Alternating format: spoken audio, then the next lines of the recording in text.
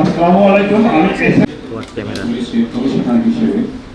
যে কোনো কাজে পুলিশ যদি জিডি করার ব্যাপারে, মামলা করার ব্যাপারে যদি পুলিশ কোনো টাকা পয়সা নেওয়ার চিন্তা করে অথবা হয়রানি করার চেষ্টা করার কোনো সুযোগ থাকবে না। যদি কেউ করে তার চাকরি থাকবে না। এবং চাকরি থাকবে না মানে আমি এই কথাই বলি যে চাকরি করার জন্য প্রচুর ছেলে মেয়ে বাইরে কিন্তু আছে, আনএমপ্লয়মেন্ট প্রচুর আছে। সুতরাং এখান থেকে যদি দুই একজন বের হয়ে যায় আমার কোনো সমস্যা নেই। বৈধ অস্ত্র, বাট সেগুলো জমা হয় নাই কোনো কারণে। এবং নানানভাবে আপনারা বলছেন যে এর আগে এই অস্ত্রগুলো প্রদর্শিত হয়েছে বিভিন্ন সোশ্যাল মিডিয়ায় অথবা মেইন স্ট্রিম মিডিয়াতে কিন্তু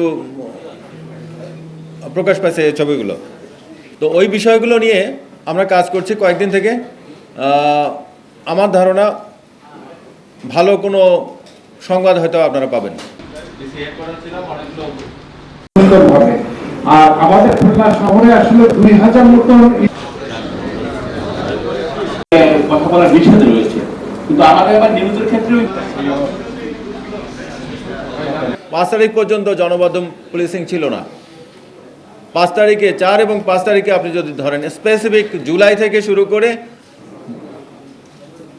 আগস্টের 5 তারিখ পর্যন্ত পুলিশ যা করছে এবং এর আগে দীর্ঘদিন ধরে ক্রমপুঞ্জীভূত কিউমুলেটিভ যে বিষয়গুলো, পুলিশ যেভাবে আইনের বাইরে গিয়ে ব্যক্তিগত ধান্দা, দলীয় ধান্দা, গোষ্ঠীগত ধান্দা এটার সাথে যুক্ত হয়ে পুলিশ অফিসাররা যা করছে, এই কাজগুলো আপনারা নিজেরাই জানেন। আপনারা নিজেরাই কিন্তু সেটার ভিকটিম হয়ে গেছেন অনেকে। তো সেটা ইনশাআল্লাহ হবে না। নিয়োগ বাণিজ্য আমার এই অফিস থেকে হবে না, এটা আমি গ্যারান্টি দিই। আমি পার্সোনালি ফিল করি যে আমার মাধ্যমে কোনো নিয়োগ বাণিজ্য হয় নাই, হচ্ছে না, সামনেও হবে না।